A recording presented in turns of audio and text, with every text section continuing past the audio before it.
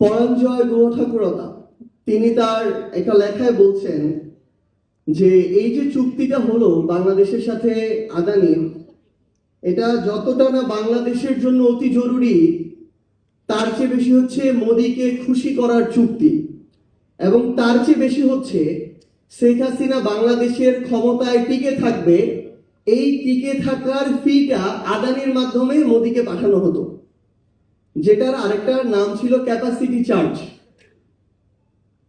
আপনি তার বিদ্যুৎ ক্রয় করেন আর না করেন, প্রতি বছর আপনাকে $450 মিলিয়ন তাকে আপনার ক্যাপাসিটি চার্জ দিতে হতো।